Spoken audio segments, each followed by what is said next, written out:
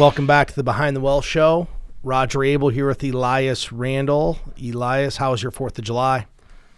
It was awesome. I'm a big fan of Independence Day holiday. We have a big cookout and a pool party and fireworks, so it was a really nice time. Didn't we discuss this on a previous show? You have a fireworks display at your house, but you don't touch the fireworks, right? I do not. Nope. Yeah, I don't do them. There's some other people that come over that handle all the fireworks. I'm not. Call me a sissy, but I don't like to be around dangerous explosives like that, especially handling them. So you know my wife, we don't even do sparklers. I'm sure that doesn't surprise you, but we do no pyrotechnics whatsoever. It's not a bad rule. July. In fact, my girls are actually scared of the sound of fireworks because usually they're sleeping and they come back to the bedroom and they want to sleep with mom once the fireworks go off. And we were down at Lake of the Ozarks, and it was literally like a war zone for 3 nights in a row. Yeah, I am glad it's over because it's fun, but then it kind of gets to a point where you're thinking, really, another night of fireworks? Because every house or I know like one of the small towns we live by, they have their show one night, and then people are shooting them different nights, and not everyone's very respectful as far as like shooting them after 10 o'clock at night or a reasonable time. Well, the scary thing is some of these fireworks are big fireworks, and they could do a lot of damage. I know there was a life flight down the Lake of the Ozarks. A child had got mixed up the wrong firework, and they lifted him out by helicopter, and that's sad, and that's why we don't do them, because it only takes one mistake. It's not like no one intentionally tries to blow up their hand or do something bad with a firework. It's all an accident. Yeah, right. It's all on accident, or one can just misfire, and next thing you know, then you got a finger blown off.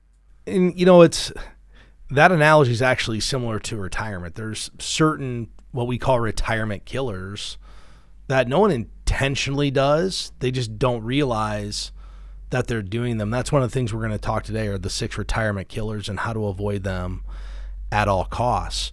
And we talk about on this show a lot having a plan. And when we talk about a financial plan, it's not just, hey, here's the financial plan, put it in a box and put it away, but you should have a financial plan. You should have an income plan. If you're a retiree and you're going into retirement, having an income plan is critically important to make sure you're able to have this income last as long as you do in retirement.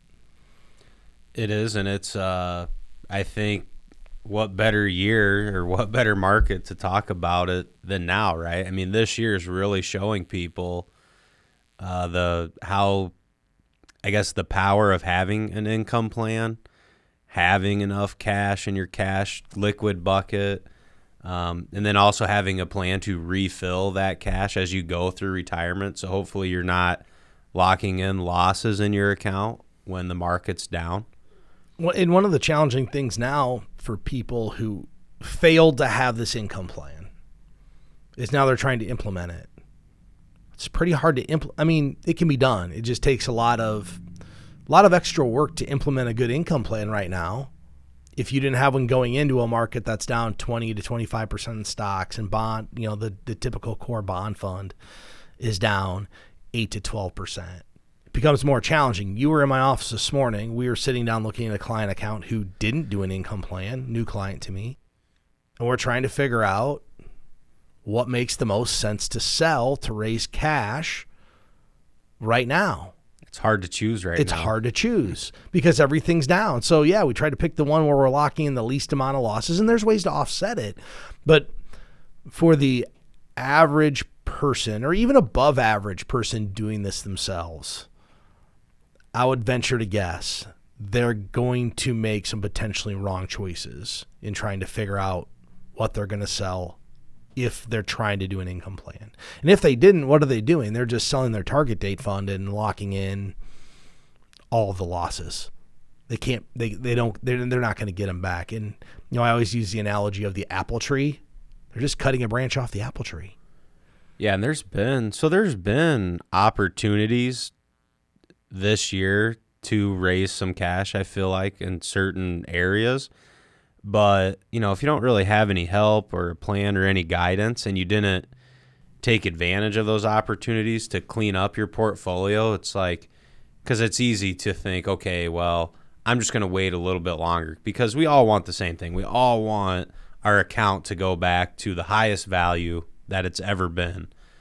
So there's been some opportunities, but then it just seems like, okay, it got a little worse again. So I think that's something I've been talking about, is if we do get, even if you think it's what do they call it, a bear market run, or bear market rally? Yeah, the bear market rally, that's the term people have been using.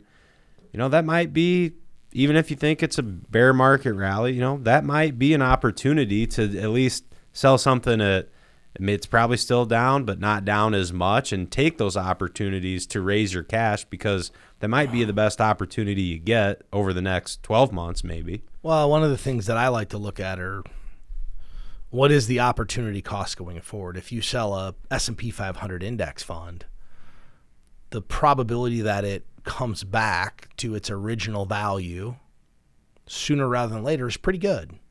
Historically, every bear market has had a 100% recovery rate and gone higher.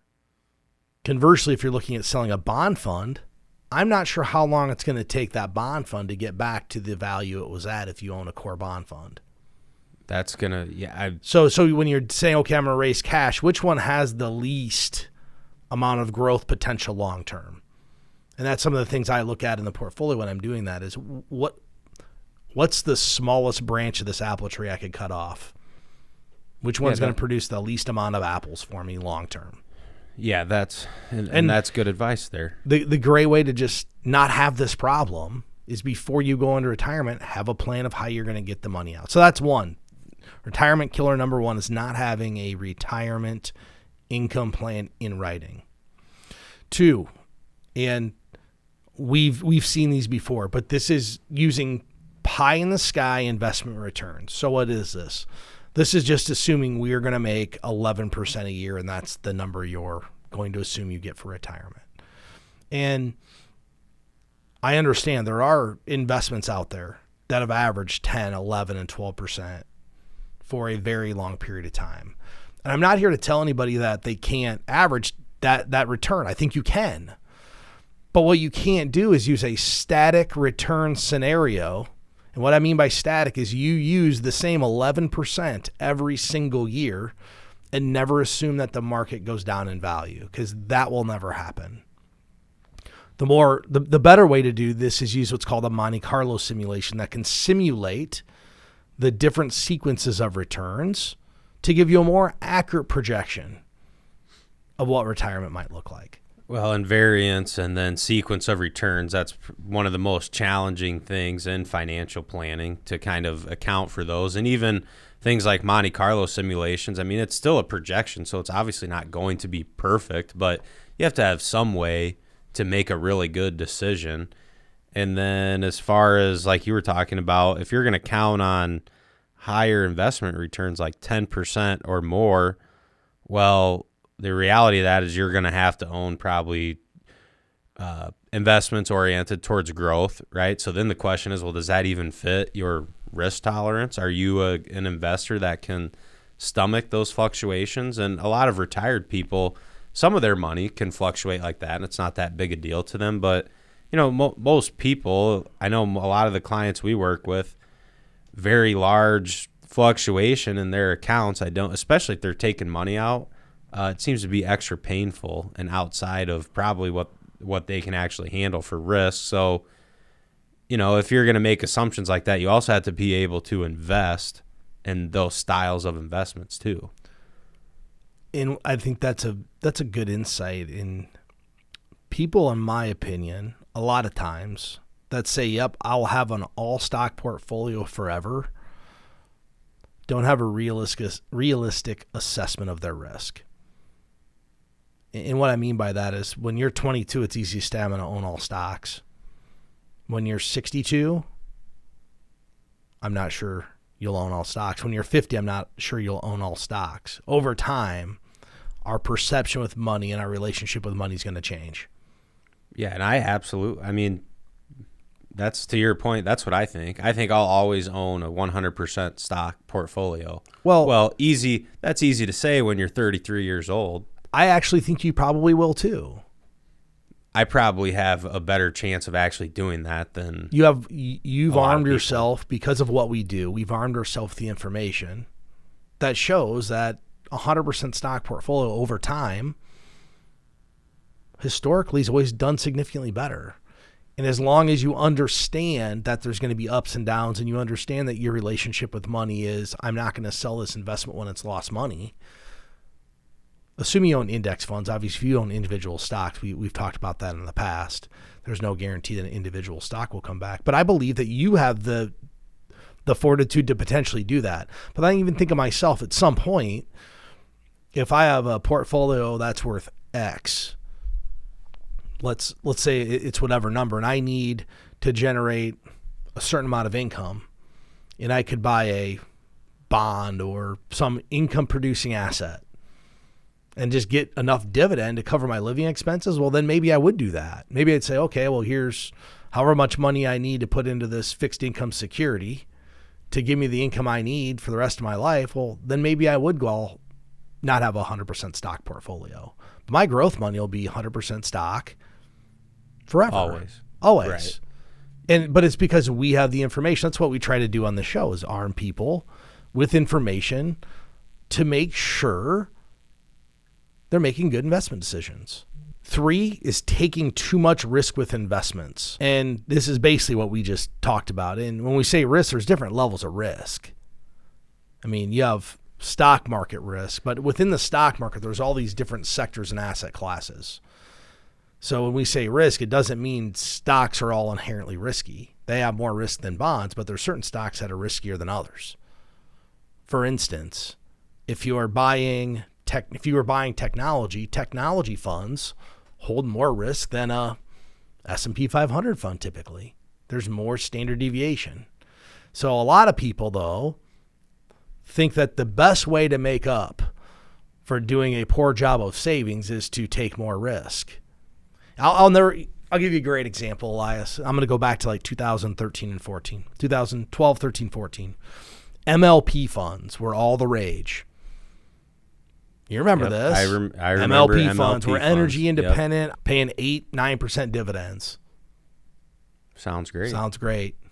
Guess what the value is today? They're down like 70%. Dividends cut in half.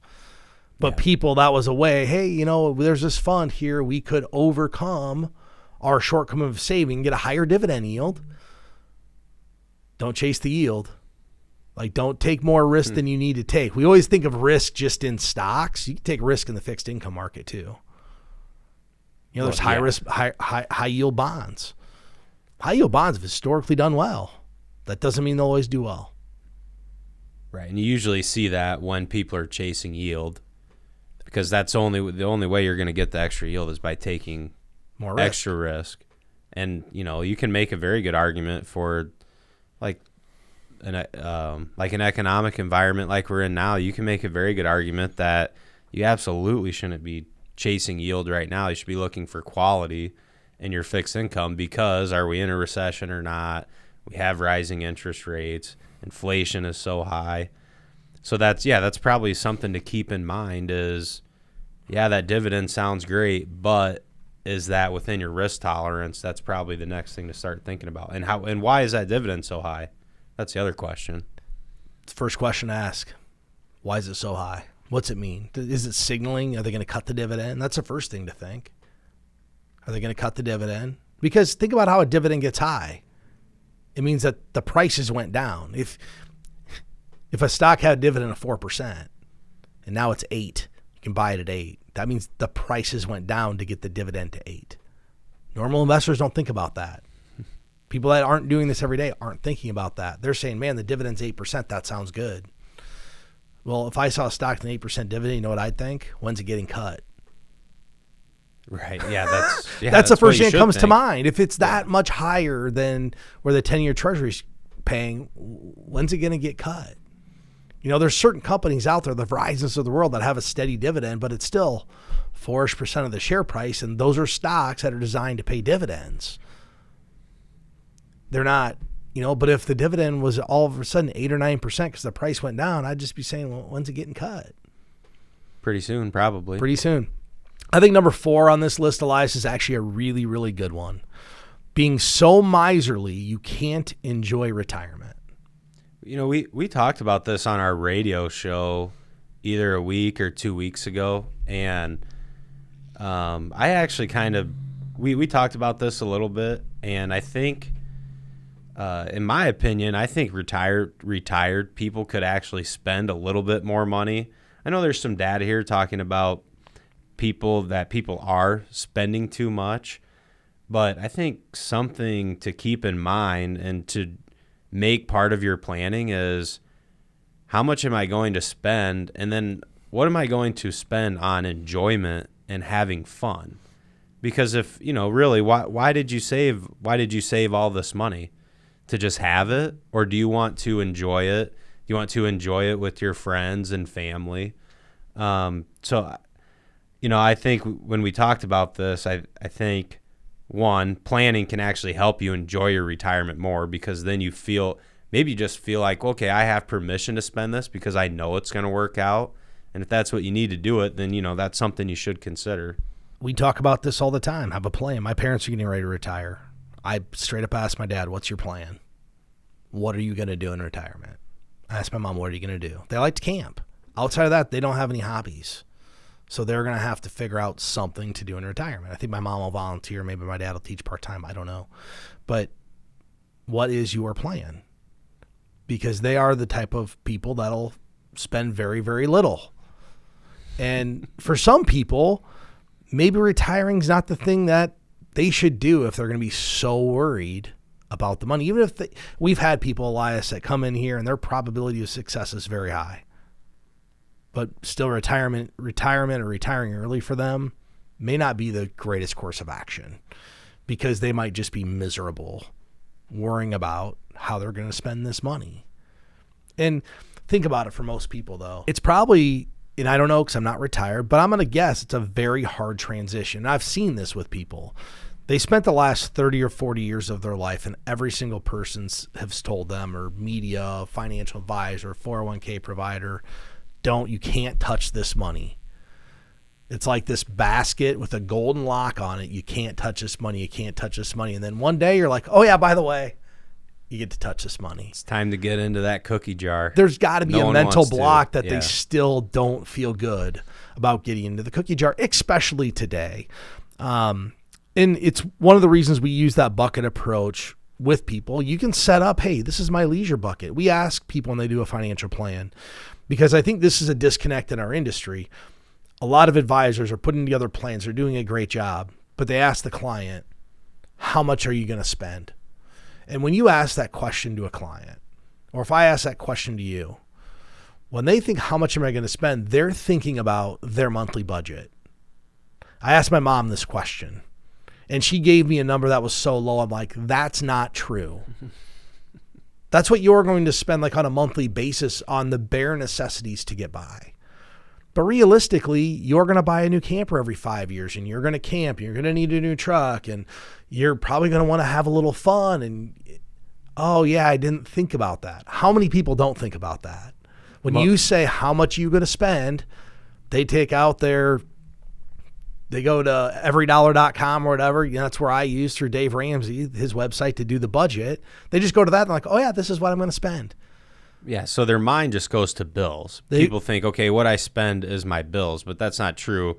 What you spend provides your lifestyle. So if you camp, go out to eat, go to sporting events, go to the movies, go to theater, whatever it is you're doing, all those things cost money. So what you spend, yeah, you're going to spend money on bills. Those are never going away. But your lifestyle is actually what you need to plan for. I mean, unless you're just going to sit at home and not do anything. Every single financial plan we do in the new Fact Finders, how much do you have any one-time expenses in retirement? What are they? When will they happen? Do you plan on traveling? Are you going to travel more the first 10 years or the last 10? We always talk about those 3 stages of retirement: the go-go phase, the slow-go phase, and the no-go. We all think our health is going to be great forever. That's just human nature to think we're never going to get sick. I'm going to tell you for a fact that each one of us listening to this show or on the show, at some point, our bodies aren't going to be able to do what they did 10 years ago. I see it all the time. And I don't know what the age is. For some people, it's going to be 75. Some people will be 80. But you should probably enjoy that first 10 years of retirement. If you retire at 62, how many really good years of health do you have? When I say health, you might not get sick, but maybe you can't get around like you used to get around. Maybe you can't climb the stairs as well. Maybe it's just more aches and pains. Like, that all goes into what you can do in retirement. So don't just hoard this money. Get a plan to help you figure out what you can afford to spend and still feel confident in what you're doing. Number 5 is giving away too much too soon to the kids. I've had a few examples of this where parents think it's just time to give the kids everything because, they don't want it to go to taxes or the nursing home or all these different things that could happen. And then guess what? They don't have any money for themselves. Now you're out of money and they spend it all. The primary purpose of retirement is to make sure you retire, and if you hit the unfortunate situation that you end up going to a nursing home and you don't have long-term care coverage or enough to fund it, it kind of is what it is. But just giving away to the kids so the nursing home doesn't get it, that's never made a whole lot of sense to me, because then they're just going to blow it anyway. Like, I subscribe to the idea that you should have your family enjoy this money, and you should see things and see them enjoy it versus just leaving it to them once you pass away. I don't think that's a great thing. I mean, yeah, it's nice to change your family tree, but wouldn't it be nicer to take the family, everybody, your kids, your grandkids, everybody on the vacation to Disneyland or Disney World or wherever you want to go and see them enjoy it? But just giving it away to the kids because, and I've heard this, maybe I should put everything in my kids' names so the nursing home can't get it. No guarantee you're going to a nursing home. No guarantee you're going to be there long enough to use it all. Yeah, and the other thing that at least these notes talk about is parents with grown-up children, so adult children they're still helping them with everyday living expenses. So I don't know how many people that is or how many people that impacts, but that's, I guess I feel like me personally, I'd rather spend my retirement dollars on enjoyment than helping my kids pay their student loans or pay their everyday living expenses, especially when I know there's plenty of jobs out there. There's plenty of places you can work and go make money. Yeah. If I know there's parents that when their kids were in school, they maybe didn't have the resources to pay for college and wanted to. And maybe now they want to pay that student. But that's okay. There's no problem. But just to completely support your adult children isn't really the best idea with your retirement money. You're not teaching good habits. But it seems kind of Mickey Mouse. Number 6, and we talk about this a lot, blindly believing when your financial advisor says you will be okay. And we tell our clients they'll be okay, but what we don't do is blindly tell them that. When we tell a client they'll be okay, it's because we've done a full financial plan. We have all the data. We understand their spending. And we've run a Monte Carlo analysis to figure out, will you actually be okay? I've had this saying for a while. I believe my opinion is good. But I'd really like to back my opinion up with statistical data. Numbers don't lie. Statistics don't lie. If your probability of success is 91%, it's 91%. If it's 42, it's 42. Then I can tell you with a level of certainty whether I actually think you're going to be okay or not. And I believe that in our industry now, most advisors are now doing financial planning. 20 years ago, they just looked at how much money you had and said, yeah, I think you'll be okay. Yeah, the planning's a lot more robust now, right? For sure. Yeah, and this is, just believing, and I think some of it's like the generic advice that's out there where I think people hear over and over again, well, the best thing to do in a bear market is just to do nothing. And I think really what we mean when we say things like that is we're talking about market timing, like trying to get in and out of the market. That's too impossible to be done effectively.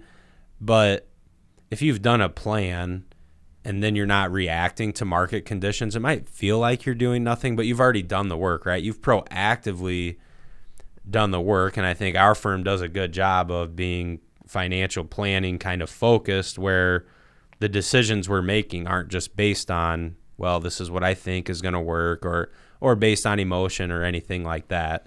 Well, And I feel like if you're working with someone and you haven't really like done a plan and at least gotten to the weeds a little bit on, income planning and distributions and stuff like that, it's probably, you should ask that question or maybe seek a second opinion. But that's something you should be doing in a proactive manner. When you mentioned something about bear markets, we actually just put that guide to bear markets out. You made the comment that most people get general advice of don't do anything. And you're right. When we said we talk about selling stocks, but there are things to do in a bear market to try to take advantage of it and turn, a negative into a positive. In every market, there's a way to do that. So if anybody wants to get that guide, they can go to btwellshow.com and download the guide to bear markets. So Elias, we're talking about retirement today. Another question, and this has gotten trickier, is for the last 10 years, pension companies have been trying to get individual retirees to take the lump sum option versus the annuity option. They basically want to get them off the books. And for the last 10 years, there's a lot of cases where that may have made sense to take that lump sum option. But one thing I think people should start to think about is that we're now in a rising interest rate environment. Interest rates are up. That has a direct impact on the amount of that lump sum. So let's say somebody did a financial plan even a year ago, and their lump sum pension was $500,000. It's less today. That's just 12 months. And it goes back to why when we do these plans, we call them dynamic plans versus static, meaning we're constantly updating them. But this is getting tricky for retirees to figure out whether they should take the lump sum pension or the lifetime annuity payments. It is. And we can, through our planning software, we can help people at least give them, here's kind of the pros and cons of each. This is the way it looks. And then they can make a good decision. But also with less people having pension, it does make the planning a little more challenging, because when we have a client or even a prospect that comes in and they have a pension and Social Security, well, those items help financial plans. It helps make it easier because you can always count on those income sources. Those are never going away. There's no variance. They don't fluctuate. If they have some of them, sometimes you'll get like an inflation adjustment. So some of them you even get a little bit of a raise every year. But yeah, as less and less people have pensions, it will be more challenging. And then right now, as rates are going up, those lump sum buyouts, they're less. So now I guess I don't know. It's going to be interesting to see how people make those decisions and how they feel about it. Well, and the pension, like you said, just makes it easier from a planning standpoint, mainly because clients don't have to manage the money. Advisors don't have to manage the money. There's not the opportunity to misspend. One of the things that's overlooked when advisors recommend to take a lump sum is the advisors looking through the lens of this financial plan. And they assume that the client behavior is going to adhere to the spending strategy that was put forth. Well, what happens when the person has $1 million and they decide they're going to build a new house and spend $250,000 of it? The plan has changed. The plan has changed, where that lump sum or the pension annuity forces them to have a budget and live within the parameters, because that's all the money they have. So that's one of the things I've seen, and one of the negatives of doing a lump sum pension is you need to know what your relationship is with money. If you're a spendthrift, a lump sum means you like to spend money, and you had a tendency while you were working to get in credit card debt or buy the car you couldn't afford. In my world, those are probably red flags that you shouldn't take a lump sum pension, because you'll probably think I have a bunch of money and spending will be gone. Yeah, so those fixed paychecks just coming in every month, you can spend it up, and at the end of the month, on the next month, you get another paycheck. So you can just start spending it all again. Yeah. Elias, I think everything we talked about today really boils down to having have a financial plan, an income plan, a pension plan, whatever it is. Have a plan for what you're going to do with your money. Take control of what you're going to do with that. If anybody wants help getting a plan, you can go to btwellshow.com, click get help. We'd be happy to help you guys out. Do you have any other closing remarks for today, Elias? No, just everyone, thanks for listening. We really appreciate it.